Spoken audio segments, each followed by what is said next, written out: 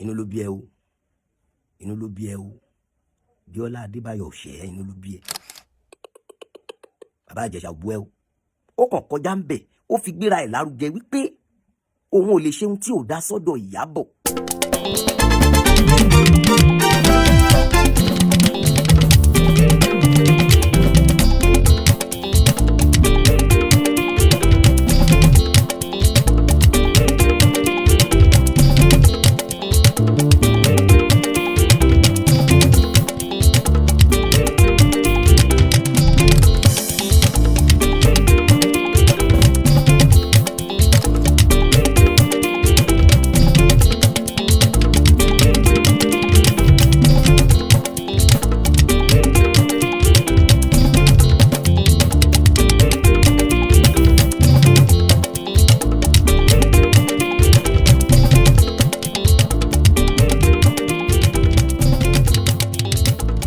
Ẹ kú dédé àsìkò yìí ní gbogbo ibikíbi tẹ́ bá ti láǹfààní láti máa wo ìkànnì yìí. Tó bá yẹ pé ìgbà kọ̀ọ̀kan yín rèé tẹ́ bá máa darapọ̀ mọ́ ìkànnì yìí, ìkànnì Lovers Arena TV nìkànnì tí ẹ já sí yìí. Mo rọ̀ ọ́ bá mi subscribe sí ìwé ẹgbẹ́ rẹ̀ ń ọ̀rẹ́ ẹ̀ máa gbé kan níbẹ̀ táwọn olè bá máa pè ní notification bell. Bá mi tẹ̀ tó bá ti tẹ̀ tán yóò gbọ́ option mẹ́ta kan wá, èyí tí ń bẹ lókè ohun tí ń ṣe option A, Li àti Li táwọn olè bá máa pè ní option all.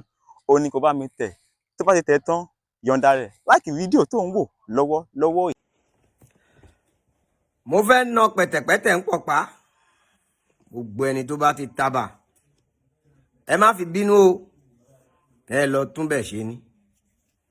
Pẹ̀tẹ̀pẹ̀tẹ̀ tí máa nà ń pọ̀pá ó máa bèèyàn tó pọ̀, àmọ́ mi ò lẹ́nìkan àbájà, mi ò lẹ́nìkan àṣán. Àmọ́ bó bá yẹ ká bára wa sòótọ́ ọ̀rọ̀ ẹjá bára wa sọ, ẹjá bára wa sọ. Pẹ̀tẹ̀pẹ̀tẹ̀ tí máa nà ń pọ̀pá lórí ọ̀rọ̀ tó ń jà ròyìn lórí Biola Adebayo. Ó ṣe interview kò ṣe interview, bàbá Ìjẹ̀ṣà kò bàbá Ìjẹ̀ṣà, Iyabo Òjó kò Iyabo Òjó. Ó tara gbáragbára tó fi lọ kọ Lizzy Anjorin.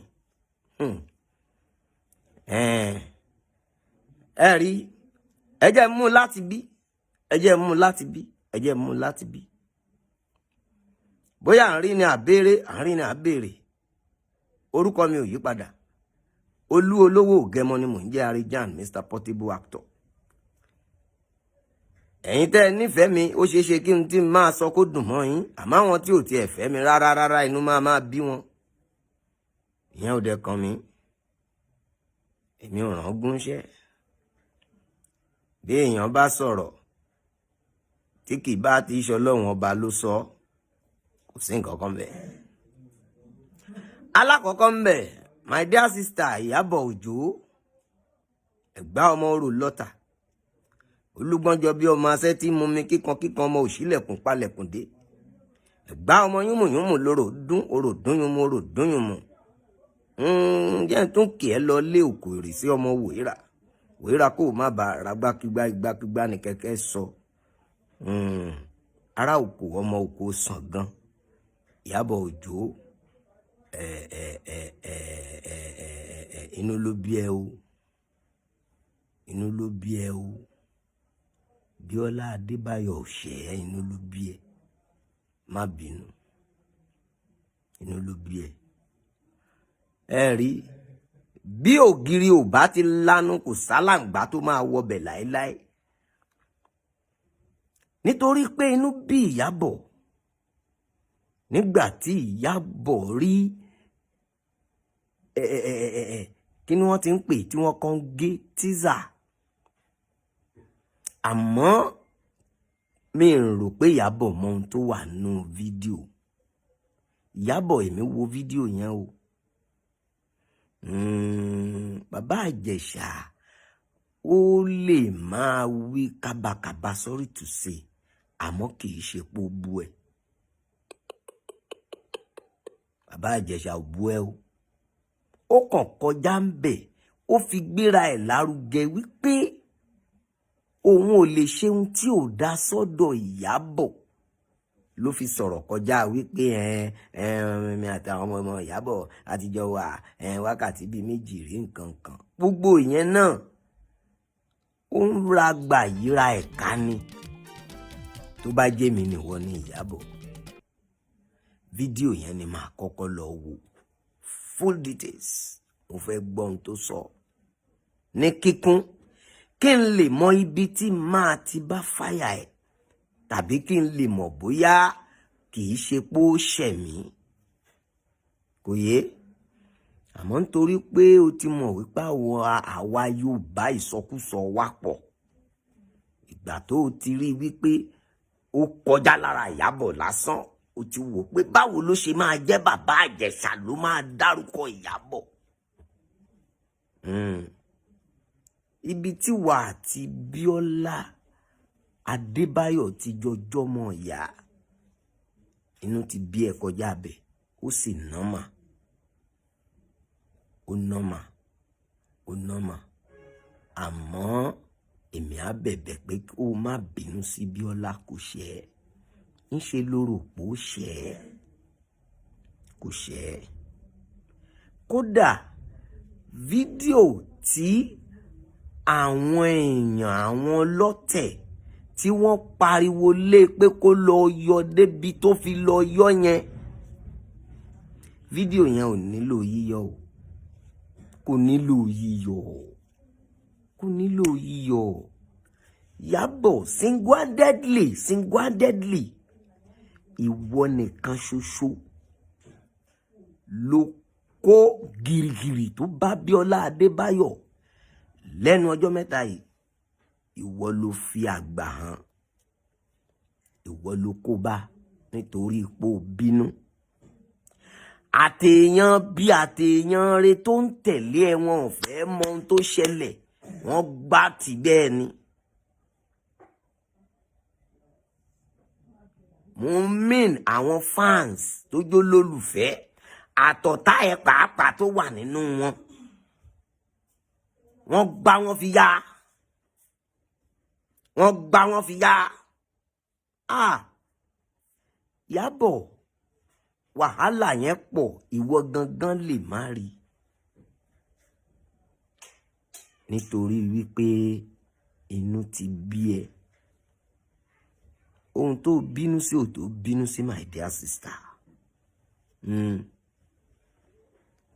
Àmọ́ ọ̀rọ̀ yẹn dàbí kéèyàn ti wà lóró, kó ti wà lẹ́rẹ̀ tẹ́lẹ̀tẹ́lẹ̀ pé lọ́wọ́ tí mo wà yìí, bẹ́ẹ̀ nìkan bá ta fẹ́lẹ́fẹ́lẹ́ máa kígbélé. Bẹ́ẹ̀ lọ̀rọ̀ yẹn ṣe bá wa. Ó wá jẹ́ wípé Biola Adebayo ló forí kó. Biola Adebayo kì í ṣọmọ líle o. Bó bá jọmọ líle kò ní yọ fídíò. Tó bá jẹ́ ọmọ líle, gbogbo ohun táwọn èèyàn ń sọ, ṣe báwọn ajá orí social media ní, àwọn ẹlòmíì ò ní làákàyè kankan. Gbogbo ọjọ́ orí tó wà lórí ẹlòmíì tó ń kọ̀kọ́ kúkọ yẹn, tá tún máa kọ̀máǹdì ọmọ 16, 18, 20, 22, àìmọye ò tó bàtà ẹsẹ̀. Tí wọ́n ń kọ bad comment, tí wọ́n ń fi èébú ara bú àwọn ìlàkọjá tó ti làkọjá. Àwọn tí mo rí tó fúnká sórí social media lẹ́nu ọjọ́ mẹ́ta yẹn lórí Biola Adebayo, mi ò gbọ́dọ̀ parọ́. Èmi àti ẹ ò ní closeness, àmọ́ àánú mi ṣe. Pé ṣọ́mọ obìnrin yìí ò ní ṣera ẹ̀ léṣe báyìí. Torí ọ̀rọ̀ àwọn ará social media tá a wà yìí, bí èèyàn ò bá kí ṣẹni tó yù sí mọ́, tí wọ́n bá kó tì í, ẹ̀dá lè lọ bẹ́ sómi, ẹ̀dá lè ronú kí BP ẹ̀ kó rise, ẹ̀dá lè má mọ ohun tó máa gbé ṣubú lulẹ̀ tá a sì kọjá sálákejì. Bí Biola bá mọ̀ wípé ayé máa gbà ń sódì, kò ní gba bàbá Ìjẹ̀ṣà láàyè kó wá. Kódà ọ̀rọ̀ tá à ń wí le débi wípé gbogbo ẹni tó ń sọ̀sọkúsọ, tó ń bú Biola, tó ń foríṣiríṣi èpè ránṣẹ́ sí, wọ́n pè lágàn, wọ́n fi èébú ara bú bí ọ̀rọ̀ ìgbéyàwó ẹ̀, gbogbo àwọn nǹkan tó lè mú yàn kó sì bẹ́ sí kànga kó kú dànù ni wọ́n ń bá Biola Adebayo fà. Ó ti pọ̀ jù nítorí wípé ìwọ Iyabo nìkan ṣoṣo bínú ni ó rí kàrámọ̀ tọ́lọ́run bá gbé fún ẹ nílé ayé bó ṣe tó. Ìwọ nìkan bínú, ìwọ nìkan bínú, àwọn èèyàn sì fẹ́ gbẹ̀mí lẹ́nu ẹnìkan. Tó bá jẹ́ wípé wọ́n ní opportunity láti wà níbi tí Biola wà, wọ́n á gbẹ̀mí lẹ́nu ẹ̀, ìwọ sì ló bínú. Ká ló bínú, ká ló sọ̀rọ̀, ká ló faraya bó ṣe faraya. Anybody bá fẹ́ make bad comment lórí fídíò yẹn kò tiẹ̀ ní lẹ́sẹ̀ ńlẹ̀. Àmọ́ nítorí pé ìwọ Iyabo ti bínú, orí Ọlọ́run tún fi àpẹẹrẹ hàn bí kàrámọ̀ tí ìwọ Iyabo ní lórí ilẹ̀ èèpẹ̀ bó ṣe tóbi tó. Mi ò sí lọ́dọ̀ Biola, mi ò mọ bí tí Biola wà, àmọ́ mo mọ̀ pé ó ṣèkì. Àkọ́kọ́ ni pé kọ̀líìgì lẹ́jọ́ jẹ́, kò sì ní rí ẹ bí ẹni tó lè bínú sóhun, torí wípé nínú ẹ̀mí ẹ̀ kì í ṣe pé ó fẹ́ ṣẹ̀ ẹ́. Orí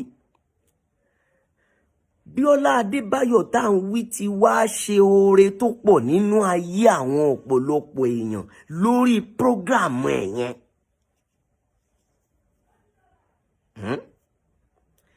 Ó yẹ kí gbogbo wa mọ̀ wípé ẹ̀mí wípé òun fẹ́ ra bàbá Ìjẹ̀ṣà padà náà lẹ̀mí tí Biola máa ní tó fi máa gba bàbá Ìjẹ̀ṣà láàyè láti wá grant interview.